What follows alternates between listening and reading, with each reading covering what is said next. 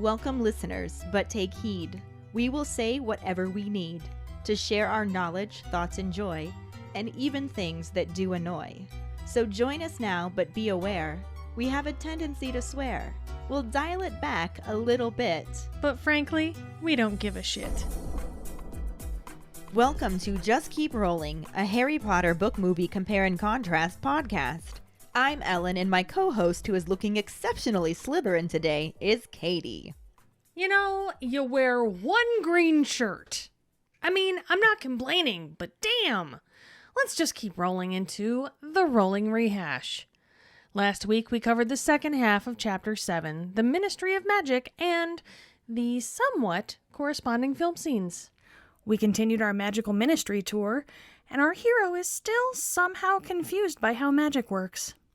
Kingsley and Arthur played their roles of sassy coworkers who can't really stand each other perfectly, so as to throw off any suspicion about their bromance. News of political fuckery reaches Mr. Weasley conveniently just in time for him to be too late. And, after a desperate dash through the Department of Mysteries to get to his completely suspicious hearing, Harry is told that he has to go in alone, which is somehow not against any type of wizarding law. Weird. During episode 129, Wishful Dinging, our Potter Pondering was, what department would you like to work for or just visit in the ministry the most? Hey Ellen, hey Katie, Jackson here with this week's Pondering. What department would I work in or visit at the Ministry of Magic? Well, as we all know, I'm sports mad. Being an Aussie, you know, I'm all about that footy. But, so, yeah, I'd work for the Department of Magical Games and Sports, you know. I'd probably be head of the department after Bagman took off. Yeah, as for the departments I like to visit, international magical cooperation, international wizarding law. Yeah, that's my pondering. Hi, Ellen and Katie. This is Ashley with this week's Potter Pondering. Which department in the ministry would I like to work at or visit? And I would have to say the Department of Magical Law Enforcement, so I can work with Arthur in the Misuse of Muggle Artifacts office. And I know that JK like to describe stuff as lame and boring, but to us regular folk out here, all that should be popping. We be like, damn, I want to go there. Y'all can't tell me it wouldn't be fun to watch a fucking regular ass teapot spitting boiling water that motherfuckers they don't like. That is funny. I want to see regular people searching their house for tiny ass keys that kept shrinking so they couldn't find it. Them dustbins at Moody House would have had me rolling on the floor laughing. Come on now, that shit is funny. Hi, it's Max. I would work in whatever department is in charge of the memos that used to be owls, and I would spend all day folding paper aeroplanes and making them fly. Thank you so much for your responses. Our trivia question last week was, what was Mrs. Figg's full name? Her full name is Arabella Doreen Figg. Congratulations goes to Mike Riley. Woohoo! Wonder who's gonna win this week. We shall see. For now, let's just keep rolling into the first half of Chapter 8, The Hearing, and the corresponding film scenes. Chapter 8, The Hearing, Part 1. Harry gasps when he enters the dungeon and realizes it's the same one he had seen the Lestranges sentenced to Azkaban in Dumbledore's Pensive. The dark stone walls are dimly lit by torches, with empty benches to either side of him, but in front of him, at the highest benches, are many shadowy figures that fall silent as he enters. A cold male voice rings out to inform him that he's late, and Harry nervously apologizes, explaining that he didn't know the time had changed. The voice tells him that isn't the Wizengamot's fault. He was sent an owl that morning. It also orders him to take a seat, and Harry glances at the chair in the center of the room, with the arms covered in chains. He walks towards it and carefully sits down. The chains clink, but don't bind him as they did to the ones he saw in the Pensive. Feeling sick, he looks up and sees about 50 witches and wizards, dressed in plum-colored robes with an elaborate silver W on the side of the chest. Cornelius Fudge sits in the middle of the row, with a broad, square-jawed witch with short gray hair and a monocle to his left, and another witch that is on his right, sitting so far back her face is in the shadow. Fudge makes to start the hearing, now that the accused is finally present, and calls down the row to see if another member is ready, and Harry looks down at Ron's older brother, Percy, as he responds that he is and poses with a quill in hand over a piece of parchment. The minister begins the disciplinary hearing of the 12th of August, sharing Harry's name and address, followed by the interrogators. Cornelius Oswald Fudge, Minister of Magic, Amelia Susan Bones, Head of the Department of Magical Law Enforcement, Dolores Jane Umbridge, Senior Undersecretary to the Minister. As he is listing Percy Ignatius Weasley as the court scribe, a quiet voice interrupts him, from behind Harry, announcing a witness for the defense. Albus Percival Wolfrick Brian Dumbledore. Harry quickly turns to see the headmaster calmly striding across the room, in midnight blue robes. When he reaches Harry, he gazes at the minister, who looks very flustered as he stumbles through asking that Dumbledore got their message about the change in time and place. Dumbledore cheerfully states that he must have missed it, but that by lucky mistake, he arrived at the ministry 3 hours early. Still flustered, Fudge says they'll need another chair, but before he can send Percy to get one, Dumbledore conjures a squashy chintz armchair and sits next to Harry, causing the Wizengamot to mutter and fidget restlessly until Fudge begins speaking again. He reads the charges from a piece of parchment, declaring that the accused, knowingly, deliberately, and in full awareness of the illegality of his actions, having received a previous written warning from the Ministry of Magic on a similar charge, produced the Patronus charm in a Muggle-inhabited area in the presence of a Muggle on August the 2nd at 23 minutes past 9, which constitutes an offense under Paragraph C of the Decree for the Reasonable Restriction of Underage Sorcery, 1875. And also under Section 13 of the International Confederation of Wizards Statute of Secrecy. He addresses Harry and confirms all this information, without giving him any opportunity to say any more than yes, but, before he's cut off for the next question. Harry manages to get out the start of an explanation before the monocled witch to Fudge's left expresses her shock that he can produce a fully fledged Patronus, and states that it's very impressive. Several other witches and wizards seem to agree with her, though others are frowning and shaking their heads. A testy Fudge speaks up again to point out that it isn't a matter of how impressive the magic is, thinking that the more impressive it is, the worse it is. The frowning wizards seem to agree with Fudge, and when Harry sees Percy give a little nod, it goads him to speak up, blurting out that he did it because of the Dementors. He expects more muttering, but everyone falls silent until Madame Bones asks what he means. Harry explains that there were 2 Dementors in the alleyway that went after him and his cousin, but before he can give any more details, Fudge interrupts him again to say that he was expecting they would be hearing something like this, explaining to a confused Amelia Bones that he figures Harry decided Dementors would make a nice cover story since Muggles can't see them, making it very conveniently just Harry's word with no witnesses. Harry again bursts out that he isn't lying and tries to tell them what happened, but the minister again cuts him off, insincerely apologizing to interrupt what he is sure is a well-rehearsed story. At this point, Dumbledore clears his throat and informs Fudge that they do, in fact, have a witness to the presence of Dementors in that alleyway, other than Dudley Dursley. The minister's face slackens before he appears to pull himself together and attempts to tell Dumbledore that they haven't the time to listen to more taradiddles. Remaining pleasant, Dumbledore says that he's sure that under the Wizengamot Charter of Rights, the accused has the right to present witnesses for his or her case. He addresses Madame Bones to confirm this, and she says that is perfectly true, giving Fudge no choice but to agree to hear from the witness. Dumbledore says that she's right outside the door, and Fudge sends Percy to fetch her. He returns a moment later with Mrs. Figg, still wearing her slippers, and Dumbledore stands to offer her his chair before conjuring another one for himself. The minister asks for her full name, and she introduces herself as Arabella Doreen Figg, and explains that she's a resident of Little Whinging, close to where Harry Potter lives. Madam Bones tells her that they have no record of any other witch or wizard living in Little Whinging, and it has been closely monitored given past events. Mrs. Figg tells her that she is a squib, so they wouldn't have her registered, and Fudge eyes her suspiciously, requesting she leave details of her parentage with his assistant, and asks if squibs can see Dementors.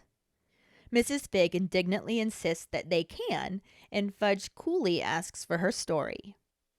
She begins by telling them that she went out to buy cat food shortly after 9 on the evening of the 2nd, when she heard a disturbance down the alleyway between Magnolia Crescent and Wisteria Walk. She starts to say that when she approached the mouth of the alleyway, she saw 2 Dementors running, when Madam Bones cuts her off to sharply point out that Dementors don't run, they glide. Mrs. Figg blushes and quickly corrects herself, saying they were gliding down the alley towards the boys.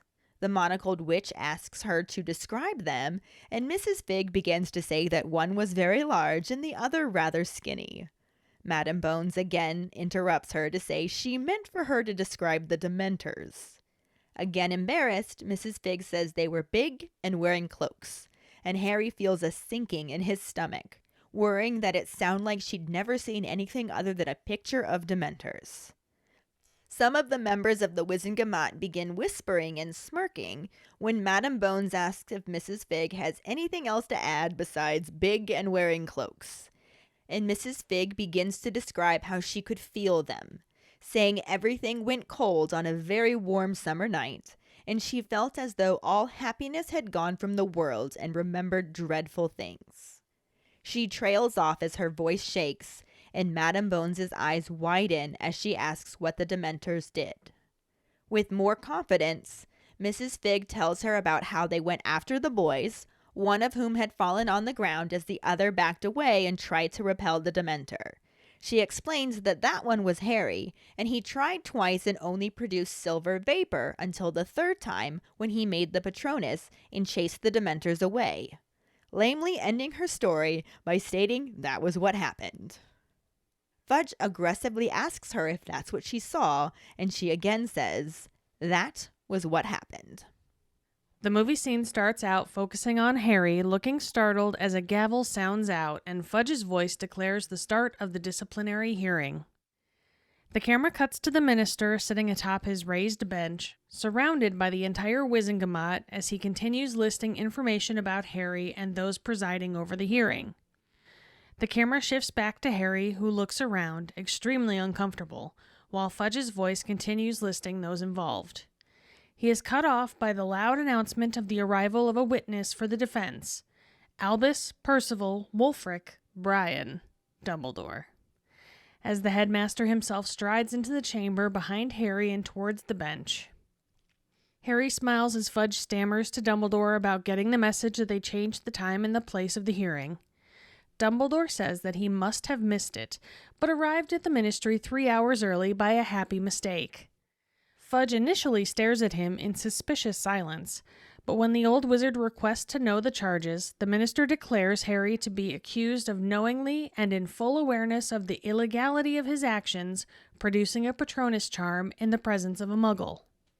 He asks if Harry denies producing the Patronus, and when Harry says no, but attempts to explain himself, the minister interrupts to ask him if he is aware that he is not allowed to use magic outside of school while under the age of 17. Harry says yes, but again is not allowed to explain any further as the minister begins to address the witches and wizards of the Wizengamot. This time, Harry is the one who talks over the minister, informing that he only did it because of the Dementors. A muttering breaks out among the Wizengamot, and one witch questions there being Dementors in Little Whinging. Fudge speaks up to declare that the claim is quite clever since Muggles can't see Dementors, and calls it highly convenient. Harry insists that he isn't lying and begins to give details about the situation, but Fudge halts his explanation, saying he is sorry to interrupt what he is sure to be a well-rehearsed story, and comments on how he can't produce any witnesses for the event. At this point, Dumbledore again speaks up to correct the minister, informing him that they can produce a witness. The scene cuts to Mrs. Fig occupying the chair that Harry had been sitting in, as the witch from before asks her to describe the attack. Harry is sitting off to the side, looking very nervous, as the witch specifically asks what they looked like. Mrs. Fig begins to explain that one of them was very large, and the other rather skinny. Fudge clarifies that they don't mean the boys, they mean the Dementors, and Mrs. Fig says right, before describing them as big and cloaked. At first, they aren't very impressed with her description, but she continues speaking, saying everything went cold, as though all the happiness had gone from the world. It is amazing how similar these are. Mm-hmm. Yet the movie still managed to leave out everything that I really liked about this section. It usually does. I'm noticing that to be a theme. Yates! Ew, David. Ew, David. So the first thing that was missing. Mm-hmm. The chapter starts off with Harry realizing he is on trial in the same place he saw the trials happen in Dumbledore's Pensive. That doesn't help assuage any fear he's got going on. Not even a little bit. No. But there also was nothing about the movie that looked like the previous movie where he saw those trials. No. Because it was all dark stone in the movie. It was that dark tile. But in Goblet, when we saw the trials, it was like all stone and wood, and It looked more like the book described it in this one, with the dark stone walls dimly lit by torches. yeah. It was also cluttered as fuck with everything. Mm-hmm. And this was just this super stark, sleek looking. Nope, that's not what I pictured from the book. Yeah. No, this was like almost medical. Yeah. Like medical grade clean. Yeah. It was very upsetting and disturbing. Not what I pictured. Mm-hmm. Another obvious difference that we talked a little bit about last week is that this cold male voice rings out immediately like, "You're late." And we know from episode last week that in the movie, Harry wasn't actually late. He still had the 5 minutes to get there while already on the elevator. Mm-hmm. Yeah. He was still ready, steady, go. So. But in the book, specifically late, totally called out on it immediately, and Harry's just like, "I'm sorry, we didn't know the time changed." And then this asshole of a voice is just like, "That's not the Wizengamot's fault. You were sent an owl this morning. Like, that's okay. You cannot change the time and place that a hearing is being held the morning of and still expect them to be able to get there on time. That's just fucking bullshit." Yeah. And not to mention, it's not even the fact that they changed it at all. They changed it to an earlier time. It's one thing if you change it to a later time. Sure, that's understandable. But they did this specifically. Oh yeah, this was absolutely 100% calculated. Yeah. There was no winning Yeah. in this case. Not even a little bit. There really wasn't.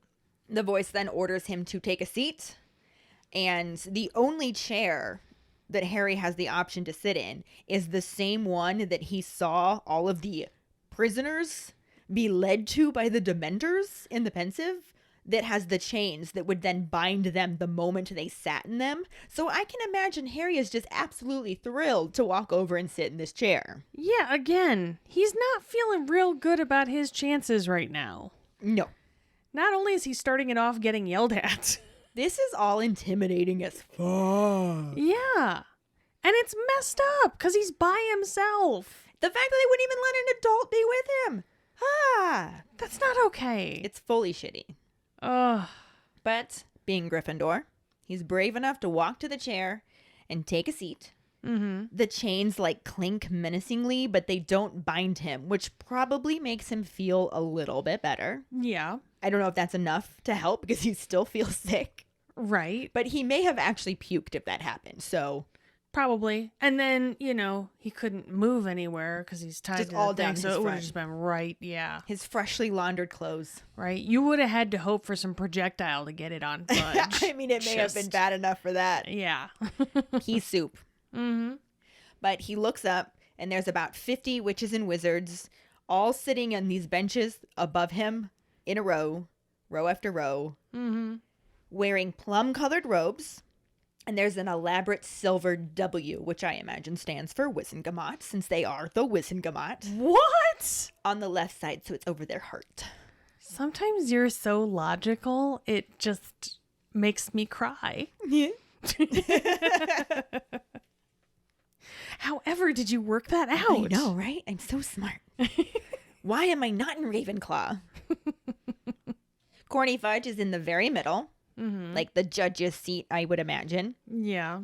And he has this broad, square-jawed witch who has short gray hair and a monocle sitting to his left. That's badass. Right? I love this image of her. Right? And then on the other side of him is another witch, but she's sitting so far back you can't actually see her face at this point.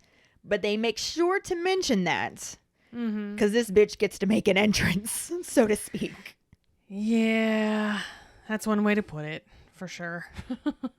And Corny Fudge decides it's time to start the hearing now that the accused is finally here. And he says it just like that. The accused is finally present so we can get this hearing started. He's such a dick. Oh, I hate him. Fudge. Fudge. But he calls down the row to ask somebody if they're ready. And Harry's just like super shocked when he hears a familiar voice and looks down in the direction Fudge was speaking to see Ron's elder brother, Percy. Hey, I know that guy. Yeah, Percy, who completely ignores Harry in any way, shape, or form and just says he's ready and poses with his quill over a piece of parchment. To be fair, I'm sure it wouldn't have looked good had he acknowledged him in any way, even if he wanted to. Oh, I'm not saying that I expected him to. Yeah. But considering how close they'd been in the past because he stayed at his house and they went to the Quidditch World Cup and just the number of times that traveling together and all of that stuff, I'm sure he expected recognition. Yeah. So I'm not surprised. But Harry was. But Harry definitely was. Now, we've already established that my logic is impressive and I should probably be in Ravenclaw. Harry should not. No, you're so good at this, though. But anyway, Corny Fudge is just like, thus begins the disciplinary hearing of the 12th of August with Harry James Potter of number 4 Privet Drive. And then he also lists off the interrogators, Cornelius Oswald Fudge, Minister of Magic. Do you think he just loves saying that now? Oh, yeah, of course. Cornelius Oswald Fudge, Minister of Magic. Amelia Susan Bones, head of the Department of Magical Law Enforcement. And that's the witch that was supposed to be in charge of the hearing in her office. Which we also stated her name sounded familiar, and now it's extra familiar because we now know where Harry's classmate Susan Bones actually got her name. Right? From her auntie. Which we don't yet know it's her auntie, but we do learn that later. So yeah. But the name Susan Bones rings the bell, so yeah. Could be your mom, I guess, but... Theoretically. Yeah. And then he says, Dolores Jane Umbridge, Senior Undersecretary to the Minister. And we already know to that name. We have some nickname ideas for her. But she's not going to get it until she really starts to show it. Yeah. You just wait for these. Yeah. They're a-coming. They're a-coming. Let's put it that way. They are a-coming. But in the movie, we see Harry sitting nervously facing an entire graduating class in their caps and gowns. Because that's what they fucking looked like. Not plum. No, not plum. Well, they were like burgundy. Not plum. It wasn't plum. You're right. Yeah, you're right. It wasn't plum. No silver W. Definitely no silver W. How do you know what they work for? Right? They must not have been the Wizengamot. They must not have been. They were the locals from the clown college down the road. At least they were graduating. Right? I have no idea where I'm going with this. But all the while, we're forced to listen to Corny Fudge droning on and on and on to let us know who's in the room, And why? As if anyone in that room doesn't know who the fuck Harry Potter is. He's just being official with it. Like, oh, but dude. It is fairly similar to the book here, except for the fact that we don't get the officialness of it. He's not listing everybody off in their roles, and we get a little bit of it, but yeah, minimized. Yeah, he says his own name because he loves doing that. Cornelius Oswald Fudge, Minister of Magic. I'm so amazing. We get that, but yeah. That's about as far as we really get. Yeah. In the book, he gets all the way up to court scribe, and he names Percy Ignatius Weasley when he's interrupted by a voice that comes from behind Harry. And I do want to specify this. We've talked about this. It's a quiet voice that very quietly and calmly says, "Witness for the defense, Albus, Percival, Wolfrick, Brian, Dumbledore." And Harry turns and sees the headmaster just serenely striding across the room wearing midnight blue robes. Calm as you please. "Did you put your name in the goblet of fire?" Witness for the defense! Albus, Percival, Wolfrick, Brian, Dumbledore! Sup, Harry? You can't even say "sup, Harry." I know. We'll get to that too. Yeah. In the movie, Fudge continues on until he's interrupted by Dumbledore shouting from the back of the courtroom that he is, like we said, witness for the defense. It's even weirder too, because he does his full name, and he's like, "Albus, Percival, Wolfrick, Brian. Dumbledore." I know. I kind of always liked that in a weird way, but he should have just been that calm the whole fucking time. I appreciated the fact that he drew attention to Brian being the weirdest name That's what among I'm all of saying, those other yeah. names. That was my whole thing, is like, out of all of those names, Brian. But I also kind of like the idea of saying the rest of his name calmly and jumping weird on Brian. And like, just, I don't know. It's just, the whole thing was supposed to be calm. It specifically in the book says a quiet voice. But you want Albus, Percival, Wolfrick, Brian! Yes. Dumbledore. Exactly.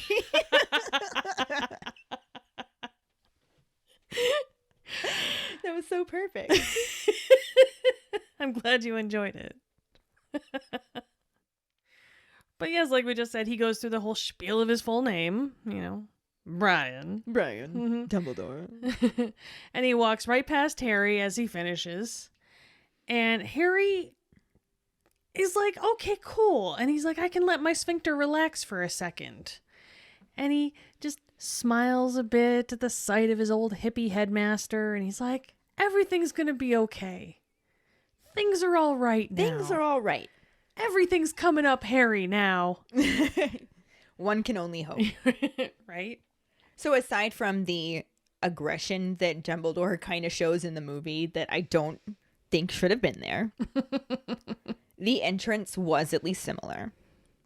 Because he just walks up next to Harry, gazes at Corny Fudge, who looks extremely fucking flustered. He's just like, "Oh shit. Yeah. You got the message about our change in time and place, huh? Did you? And Dumbledore's just like, I must have missed it, but by lucky mistake, I got here 3 hours early, yo." All right. In the movie, now it's Fudge's turn to clench his butt Which is kind of a ding. Kind of a ding, yeah. But he laughingly kind of guesses. Like, he's almost like, "Oh, you got our message then, did ya? Did you see our message about everything being changed just to fuck with you, And Dumbledore says he didn't, but luckily he doesn't trust any of these bitches, so he made sure to be here early because he figured they'd pull some petty bullshit like that. Which obviously is not what he actually said in the movie. No, I'm paraphrasing. I appreciate your paraphrasing because that's what he was thinking. Right? In both the book and the movie, that is absolutely what Dumbledore was thinking. Yeah. You can't tell me otherwise. You want to tell me otherwise? You're fucking wrong. The end. Aggressive. I like it. And in the book, Fudge also has his butt cheeks clenched. Mm-hmm. And he says, I guess we'll need another chair. You think? And he starts to send Percy to go get one, but Dumbledore's just like, nah, I got this. And he just conjures up a squashy chintz armchair, which I like to imagine is predominantly purple. Mm-hmm. Because that just feels very Dumbledore to me. Yeah. Especially since they described it as squashy. And the sleeping bags were squashy and purple that he conjured in Prisoner of Azkaban. So True. I think it was mostly purple. I think he does that. He's a purple guy. That's what he likes. But it's amazing because he just like conjures this chair right next to Harry in his chain chair. And just sits in it as the whole Wizengamot is just like, oh shit, what are we gonna do? And he just like puts his fingers together and just gazes up at Fudge like, please proceed. Like he's sitting by the fire, just having a nice evening in. Go on. Oh, please, do continue. And then as soon as Fudge starts talking again, everybody else gets quiet. And he reads from a piece of parchment declaring that the accused, knowingly, deliberately, and in full awareness of the illegality of his actions, having received a previous written warning from the Ministry of Magic on a similar charge, and you can't tell me that he did not spend hours writing this perfectly to make it sound as damning to Harry as possible. Oh, of course. Produce a Patronus charm in a Muggle-inhabited area in the presence of a Muggle on August the 2nd at 23 minutes past 9, which constitutes an offense under paragraph C of the Decree for the Reasonable Restriction of Underage Sorcery, 1875, and also under section 13 of the International Confederation of Wizards Statute of Secrecy. Well done. I'm telling you, he spent hours putting this together. Oh, yeah. To make Harry sound as bad as possible, especially throwing in the having previously received a written warning. Mm-hmm. I got your written warning right fucking here, guy. Right? Suck my written warning. Yeah, we did not get any of that detail in the movie. Mm-mm. It was sad. Fudge asks Harry if he wants to try and say he wasn't being naughty, and Harry replies no, but gets cut off before he can elaborate at all by Fudge asking if he knew that he isn't old enough to use big boy magic outside of school. But Harry's like, yeah, duh, it's kind of lesson number 1. Lesson number 2 is you do not talk about Dueling Club. And You just talked about Dueling Club. I mean, but then there's lesson 3, which is don't use a cat toy to tease Professor McGonagall because that kitty has claws. But she is the best pud ever. She is the best pud. This definitely mirrors how the book had it. Mm-hmm. It's not the same, but it gets that very same feeling because in the book we got Corny Fudge asking Harry a bunch of questions to confirm all that information, but not letting him say anything beyond the first word and cutting him off on the second. So Harry gets to say yes, but a lot. Mm-hmm. Like, are you Harry James Potter? Yes, but. Yeah. Do you live? Yes, but. Did you do magic that you shouldn't have done? Yes, but. And he finally starts to get out an explanation. He finally gets more than yes, but out. And it is now the monocled witch who interrupts him. Yeah. But it's actually kind of a compliment. Mm-hmm. She's like, wait, you produced a Patronus? Mm-hmm. Harry's like, yeah. She's like, a fully fledged Patronus? Like, it takes form? And he's like, yeah, it's a stag. It's always a stag. And she's like, you've produced a Patronus before?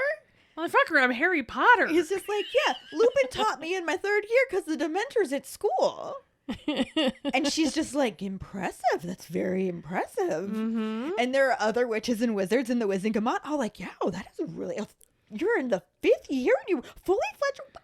Wow. What? And Fudge is over there like, fuck me, I'm losing control of this shit already. And he's just like, it doesn't matter how impressive the magic is. Actually, it does matter. The more impressive it is, the worse it is. I mean, but is it though, guy? Well, some of them agree with him. True. Because there's like witches and wizards now nodding their head along with them. And when Harry sees Percy give this sanctimonious little nod, he just loses his shit. And he's like, I did it because of the Dementors! Harry said calmly. No, we're not going to pretend he was being calm at this point. No, there's no calm. I mean, that would set me off too, though. Oh, yeah. Like, it's one thing for Percy to not even acknowledge. It's another thing to have him acknowledge a bad thing. Like, fuck you too, sir. Yeah, the movie definitely did give us that kind of feeling from the book, which is impressive because it's the movie. Right? It's not supposed to do that. What? I would argue that it is supposed to do that. So as soon as Harry says yes to Fudge's question. Yes, but. Yes. Fudge takes it to be an admission of guilt and addresses the rest of the Wizengamot as if it's obvious that they now need to sentence the little bastard to death. But now, Harry is the interrupting cow in this knock-knock joke as he speaks over the minister to inform everyone that he only did the magic so he wouldn't get demented. It's just really... Knock, knock. Who's there? Interrupting cow. Interrupting cow. Oh. Yeah, Harry is the interrupting cow now. Absolutely. How now, interrupting cow. Episode title. So, but this is also a ding. It Even is. though it happens differently, because we don't have Percy goading him into it. He does just have to blurt out, I did it because of the Dementors. Yeah, it's still him getting frustrated by all the shit that they're going pulling. on. Yeah. All the shit that Fudge is pulling and just being like, no, dude. Dementors! Yeah. In the book, he expects that everybody's going to start muttering, but instead it just gets dead silent. I don't know whether that's a good thing or a bad thing at this moment. Yeah, I don't either. Because it seems like they're of two minds at this point. You clearly have the ones that agree with Fudge, and you clearly have the ones that are like, oh, But this is Harry Potter. oh, Patronus as a fifth year. That's amazing. Yeah. So dead silence. And Madame Bones is like, what do you mean, Dementors? And Harry's just like, there were two Dementors in that alleyway. They went after me and my cousin, and the only thing that I could do. And then he gets cut off by Fudge again, who really wants to be the cow, apparently. Obviously. He's all about being the cow. He says, oh, Dementors, I was expecting something like this. And Amelia Bones just gets really confused. And he says like, oh, but don't you see? Harry decided the Dementors would make a nice cover story since Muggles can't see them. It's very convenient since it's just Harry's word with no witnesses. I also love that logic in that I hate that logic. It Side honestly note. doesn't make any sense. Like, why else would he need to produce a Patronus? Right. Like, does he think he's just showing off the Patronus charm to his cousin? Yeah. And also, why is it such a bad thing to do magic in front of a Muggle who already knows magic exists? That's what I'm saying, man. Like, They are reaching for this. they are trying so hard to make this stick, and it's even more annoying than it usually is. Yeah, peak annoyance. It's just, I don't get it. I just don't, whatever. However, I will give it this much. It is very similar in the movie. Yeah. So there's that. Ding. The whole gallery of wizards starts muttering as one woman speaks up to be like, what the fuck, Dementors in the suburbs? That's some fucked up shit. You know? But Fudge speaks up and he's like, oh, yeah. Yeah, you think you're so clever, don't you? Muggles can't see Dementors, so it's just your word against theirs. And you know what? I'm onto your shit, kid. Yeah, and honestly, the only real difference in this part is the fact that they had the wizards muttering instead of falling silent. Right? Yeah. Other than that, spot on. So Harry's about ready to flip his fucking chair. There's no chains on it. So No, that is, yep. theoretically, he could have flipped it. I'm sure if he tried flipping it in the book, he'd have been chained up really quick. Yeah. But he tries to explain further and give more details because Fudge is just being a giant chotch bag and basically calling Harry a fucking liar, pants on fire, who has no witnesses since he's a balls out liar. That is exactly what he said. Again, I'm paraphrasing. I heard it. Deleted scene. Yes, of course. Damn that cutting room floor. Which, yeah, this is sticking so close to the book. Mm-hmm. Because Harry's just like, I'm not lying. Yeah. There were really Dementors there. And the minister's just like, sorry. Cuts him off because Of course. interrupting cow. Yeah. Sorry to interrupt what I'm sure is a well-rehearsed story. My feelings exactly. I hate this part. I hate Fudge at this exact moment so much. But on the plus side, Dumbledore is now taking on the cow role. Yep. And he's just like, as it turns out, we do in fact have a witness to the presence of Dementors in that alleyway. And I'm not talking about Dudley Dursley. It's good times. And this is pretty damn close to the movie. I love how many times we're getting to say that this I episode. know. It's crazy. This is so new and different for us. I'm confused. Oh, it'll be over so soon, too. Right? Enjoy it while we can. Right. However, Dumbledore interjects here with a special fuck you gleam in his eyes, telling Fudge that he's about to feel hella foolish since they do, in fact, have a witness. Then all of a sudden, BAM! There's Mrs. Fig sitting in Harry's seat as the witch from before starts the questioning by asking her to describe the attack. Now, this does start to Veer away. veer away a little bit, mostly just because we're losing the details. Yeah. And then another slight difference is we don't actually know that this is Madame Bones, even though we know it's Madame Bones. Yeah. Like, anybody who's read the book knows that that witch was supposed to be Madame Bones, even though she did not have short gray hair, and I don't believe there was a monocle. No. She was very pretty and blonde. Yeah, she could have at least had the monocle. She could have. I think everyone should have a monocle. I wonder if she was pissed that she got bilked out of her monocle. I would have been. Right? Don't put a monocle in the book and then not give it to me for the movie. Fuck you guys. Right?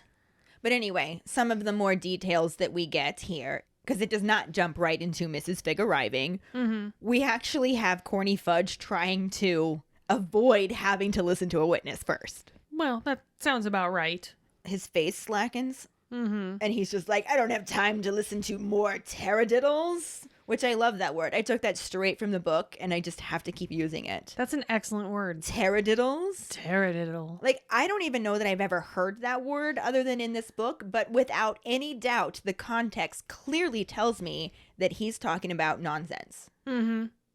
It's some bullshit. It's absolute bullshit. Some taradiddles. Taradiddles. I might have to work that into my vocabulary a little bit more here. I'm going to start saying that to my kid. Just being like, look, I'm tired of your taradiddles. I'm going to start saying it to my husband. There you go. Probably my cats, too. It'll get added to the weird things I have to say to Al. And you know you're going to say it to me, too. Oh, Katie, I am so tired of your taradiddles. But anyway, the movie cut out one of my absolute favorite things about Dumbledore. Aside from making him a little bit more intense with his entrance, it also took out all of this infuriating, not to me, I loved it, but infuriating to Fudge, pleasantness and calmness and logic and, let's be honest, manipulation Of course. that he does to Fudge. And it is so beautiful. Yeah. And the movie cut out every single bit of it. Yeah. Not a hint of this ended up in the movie. And honestly, I might cry. Sorry. Rest your head on my taradiddles. I think you mean your wahoos. My daratiddles. Wahoo! But anyway, so Corny Fudge doesn't want to listen to more taradiddles, and Dumbledore very pleasantly tells him that he's sure that under the Wizengamot Charter of Rights, the accused has the right to present witnesses for his or her case. You would think. And then he kind of like addresses this one to Madame Bones as he says it, who's like, oh yes, that's perfectly true. That's perfectly true. And Fudge has no choice at this point but to agree to hear from the witness. Suck it, Fudge. Suck it, Corny Fudge. So he's like, very well, where's the witness? And Dumbledore's just like, oh, she's right outside. I brought her with me. Isn't that lucky? Do you want me to go get her? I'm just going to step out real quick. I'm just going to grab her. But real just like, fast. no, Percy, you go get her. So Percy goes out to the hall, comes back in with Mrs. Fig, who shows up still wearing her slippers, and Harry's just like, oh God, she could have at least changed out of her slippers. Shit's just comfortable. Right? And then another beautiful Dumbledore moment is that he stands and offers her his chintz chair before conjuring himself another one. And why? Why? I dig that. I just really want Harry in the chair with 2 chintz chairs next to him. Right? Is that so much to ask for? Is it? Is it? Is it? Is it? I don't think it is. Not at all. But yeah, is it? Harry in a chair with chains on the arms that aren't binding him, but they're there. Yeah. And 2 chintz armchairs. Mm-hmm. All they need is like a roaring fireplace and a bearskin rug. Probably a dog. And a dog, yes. That'd be nice. Or at least McGonagall in cat form. Family photo. There we go. That's what I'm saying, man. But anyway, we're getting way off topic here. Speaking of non sequiturs. Right. So she comes in, sits in the chair. Dumbledore conjures himself another one. He sits down, and the minister's just like, your full name. And she introduces herself as Arabella Doreen Fig. Which was our trivia question. Sure was. Yay. She explains that she's a resident of Little Whinging and lives close to where Harry Potter lives. Now, if you're watching the movie, she's across the street. Right. We've only ever heard that she's a neighbor in the book. Mm-hmm. I don't know where exactly that puts her in relation to the house, but she's a neighbor. You figure within walking distance. Right. And Madame Bones is just like, yeah, we don't have record of any witches or wizards living in Little Whinging, especially so close to Harry Potter, considering everything that's happened in the past. Mm-hmm. And she's just like, well, I'm a squib, so you wouldn't have me registered now, would ya? Mm-hmm. And Fudge is just like, a squib, eh? Why don't you leave information about your parentage with us, and we're going to be looking into this. Or I could leave my foot in your ass, Fudge. And we can just discuss this over fuck you never. She's being pretty amenable to this because she's trying to help Harry. And she's Mrs. Fig. And she's Mrs. And she's Fig. goddamn adorable. I love her. Mm-hmm. He also wants to know if, incidentally, squibs can see Dementors. And she's just like, we sure can. Suck it. Once again. I'm not going to lie. So if we ever saw Harry Potter as done by Muppets, she's totally Miss Piggy in this scene now. Yeah? Miss Figgy. Okay. But anyway, that's beside the point. Fudge is just like, what's your story? And she starts off giving them probably more details than they need, explaining that she was out buying cat food shortly after 9 on the evening of the 2nd. And she heard a disturbance down that alleyway, the one in question. Mm-hmm. So she hurries her way over there. And she starts to say that when she approached the mouth of the alleyway, she saw 2 Dementors running. And Madame Bones is just like, Dementors don't run, they glide. And if you're in the fucking movie, they fly. Right? Fucking bullshit. So Mrs. Fig blushes. She's embarrassed by her mistake here. And she's like, right, that's what I meant. They were gliding. They were gliding towards 2 boys. And then Madame Bones is just like, describe them. Mm-hmm. So naturally, Mrs. Fig was like, well, one was very large and the other one rather skinny. And Madame Bones is just like, no, I meant for you to describe the Dementors. I love the confusion for a minute. You're just like, the what? Oh. This is about the only thing that we got of Mrs. Fig in the movie, really. Yeah. Which is sad, but it was still adorable. It was still adorable. Mm-hmm. The movie cuts out most of Mrs. Fig's description and just starts with Harry's butt back to being clenched as he listens to the female witch get more specific with her questions, asking what they looked like. Which is a ding. Ding indeed. Mrs. Fig is like, well, one was underfed and one was overfed. And Fudge laughs as he clarifies that the question was referring to the Dementors, not the boys. And Mrs. Fig is just like, oh, shit, yeah, them. So, ding. Yeah. We got a ding. The only real difference in this part, aside from, like you said, the rest of her description was left out, is the fact that they had Fudge clarify the question, not Madam Bones. Mm-hmm. And I hate the way he, like, laughs at her about it. Like, he's like, not the boys, the Dementors. Eat multiple bags of dicks, sir. Ugh. Go spelunking in Hagrid's mother's vagina. Ooh, callback.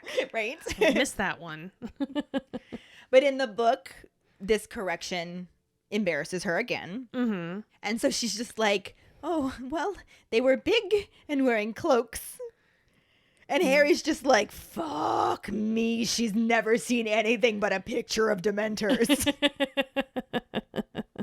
And even you got some of the members of the Wizengamot, like, laughing at her. Yeah. Whispering to one another, kind of smirking. Yeah. But Madam Bones is just like, anything else you want to add besides big and wearing cloaks? Mm-hmm. And Mrs. Fig's just like, well, I could feel them. Everything went cold, and this was a very warm summer night. Mm-hmm. And she says that she felt as though all the happiness had gone from the world and remembered dreadful things. Mm-hmm. She doesn't quite come across as embarrassed in the film, but this does stay pretty close. She just says, right, before describing them as big and cloaked. But more than that, they made everything go cold as fuck, and all the happiness was just sucked right out of the world. And this makes some of the crowd look around a bit like, oh shit, she's got something. She's right. She must not be lying. Who'd have thunk? What? And this is where we're going to cut off the movie section, because why not? Why not? It's also basically where the book section is going to end as well, since we're dividing this in half. Mm-hmm. But there's a touch more detail again, because after Mrs. Fig starts talking about remembering dreadful things, her voice actually shakes and she just sort of trails off. Mm-hmm. Like she can't even describe anymore. Like it's affecting her. And Madam Bones' eyes widen and getting that, oh shit. Yeah, that's correct. That's exactly right. But she actually asks a follow-up question, wanting to know what the Dementors did. And this gives Mrs. Fig more confidence because now she can tell that she believes her. Mm-hmm. So she starts describing how they went after the boys and one of them fell on the ground and the other one, which was Harry, he had backed away and was trying to repel them with a Patronus charm. But the first 2 times he tried, he could only produce a silver vapor. But then on the 3rd time, he actually made the Patronus appear and had it chase the one away. And then he goaded it to go chase away the other one that was going after his cousin. Mm-hmm. And, like, this part was very confident, and she's just like, and that's what happened. I wish we would have had that in the movie. I know, right? I wish we would have. But then we also got Fudge just being really aggressive with her, like, oh, is that what you saw? And she's like, that was what happened. Motherfucker. And I like to believe that she said it lamely the first time. That was what happened. And then the second time she was like, that was what happened. Bitch. Right? Always got to add bitch to the end of it. Right. Always. It makes every sentence 28% better. No matter what sentence it is. It just does. 28%. Huh? 28. I've done the math. Trust me. I will trust you. I'm not super good at math, but on this one I really tried, so I think I got it spot on. But since we're at the end of the book and movie section for this episode, and we actually have some new actors to talk about, we'll just keep rolling into our new and returning actor section. First, we can talk about Robert Hardy as Corny Fudge. This motherfucker, I love that I hate him. Right? Do you know what I mean? It is the sign of a good-ass actor. Mm-hmm. An ass actor? That's a different kind of actor. Yes. But really, though, he is the epitome of Fudge. And we say that every single time he has a scene. He is just so deplorable in this scene that I'm genuinely pissed that we didn't get more of the shit that he tries to pull. Yeah. And he's done it perfectly with each movie that Yeah. he's needed to be. Like, Nailed it. nailed it hard because he was just perfect. It was great. Perfect corny fudge. I don't even have complaints. Maybe still the fact that he wasn't in a green bowler hat. However, in the book, they specifically say he wasn't wearing the green bowler hat in this scene. So there was that. Can't even really complain about that. Yeah. It was just great, Again, the only thing I gotta say is I wish he would have had more lines. right? You know? I'm going to try and keep this one to a minimum. Because next we have Michael Gambon as Albus, Percival, Wolfrick, Brian, Dumbledore. Katie did it the way it should have been. Yes. Actually, it should have been Albus, Percival, Wolfrick, Brian, Dumbledore. Michael Gambon. I know the man is a talented actor, and I really want to like him. He just is not Dumbledore. No, I agree.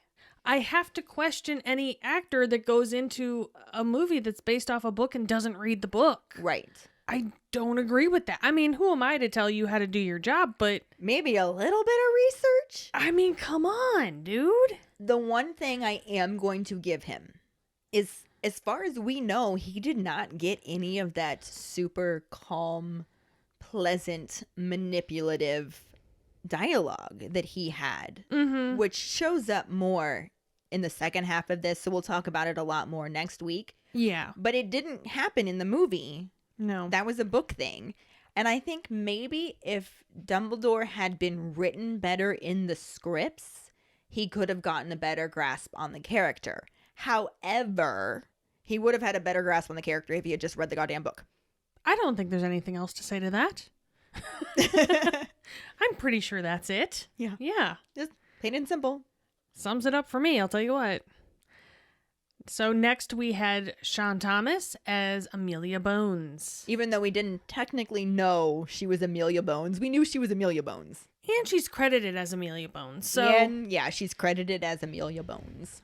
so technically it works. Yeah. But I mean, I kind of loved her. I did really like her, even though she wasn't what I pictured from the book. She came across as the fair and authoritative, strong woman that I expected in that role. Mm-hmm. It worked. I just kind of dug her, you know, like where she's going, Dementors, a little whinging. Right. She did have a great voice. Honestly, the biggest thing that bugged me about that wasn't even her fault. She was just sort of randomly sprinkled into the Wizengamot, and I don't understand why she didn't have the place right at Fudge's left side. Yeah, where she should have been. Yeah, But whatevs. Not her fault. yeah, we could make this up. We could be like, Fudge didn't want her next to him because she'd have been like the same height as him because she's super tall already, and Fudge is a short little fuck. And so Fudge moved her. Could be, but that's also why he should have been wearing the lime green bowler hat, because it would make him taller. That's true. And lime green, distraction. Compensating for something, is he? Right? I really wish that she had a little bit more. She did get to ask some questions, but she did not have the same role that she had in the book. No, not at all. And I think she would have done very well with it, Yeah. because she did good with what little she was given. Mm-hmm. Agreed. And then, even though we've already talked about her once, we do want to talk about Catherine Hunter again as Arabella Doreen Figg. Which was our trivia question. It sure was. Oh, wait, I already did that. Hold on. Just in case you forgot. Yep. And mostly, I just want to say that, again, we love her. She's so adorable. And we're just upset that we got bilked out of hearing about her going shopping for cat food. And just, I Yeah. wanted more of her story. I wanted more of her story. I wanted just more of her cute little voice. And I really, from earlier, wanted her fire. Mm. This was a fiery woman. Yeah. They didn't play that in the movie. Mm-mm. And Catherine Hunter is an amazing actress, and she could have totally pulled it off. Oh, yeah, for sure. She could have brought that like nobody else. But they didn't give that to her. As to we do. said, they didn't give that to a lot of the adult actors and Yeah. actresses. Which is lame, but she did great in this, and it would Really? have been nice to see more. Mm-hmm. It was wonderful. But that'll bring us to this week's Potter Pondering, which is How do you think Dumbledore knew the time and place of the hearing had changed? Find the post on our Facebook page and share your thoughts. Or call us at 216-526-6792 and leave your response as a voicemail. Make sure you start off telling us your name and then go into your answer. Don't forget you can also stitch your response on TikTok.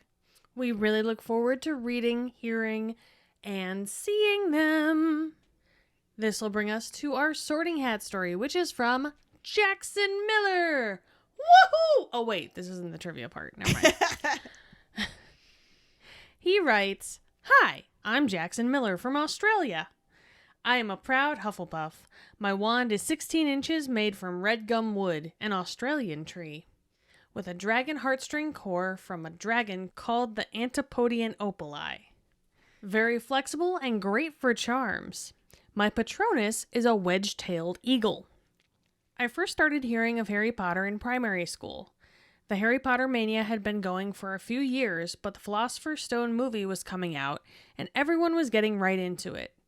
My grade 4 teacher read us the first book, and while I liked it, it didn't really register. But then the next year, I was 11, Hogwarts age. Coincidence?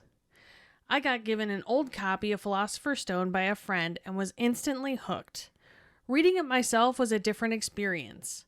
I've owned about 20 copies of each book over the years, including what I have now, the box set of adult hardcovers, the illustrated versions, and the 20th anniversary house covers. The first thing I'm doing when the COVID-19 crisis is over is planning a trip to the Wizarding World." And you better believe we're going to be meeting you there. We're holding you to this, Jackson. And thank you so much for sharing your Sorting Hat story with us. Yes, thank you. And if any of you other keepers out there listening would like us to read your Sorting Hat story on a future episode, you can email it to us at justkeeprolling@gmail.com. Let us know your house, wand, Patronus, how you got into Harry Potter, and anything else that you might want to share with us.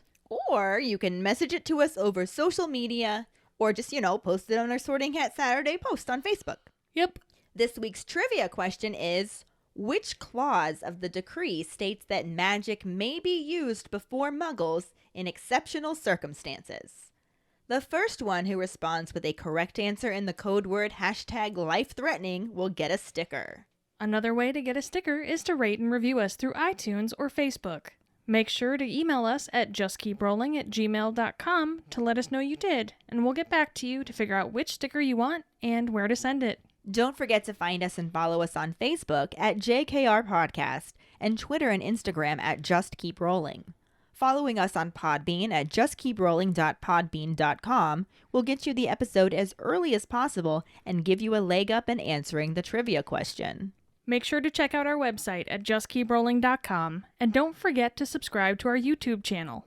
If you would like to help us continue creating more content, you can support us as a patron and get extra perks on patreon.com/justkeeprolling. As always, any support you can give is greatly appreciated. And join us next week when we talk about the second half of Chapter 8, the hearing, and the corresponding film scenes. Thanks for listening. We hope you hear us again. I'm Katie. I'm Ellen. Until the next time, Just keep rolling.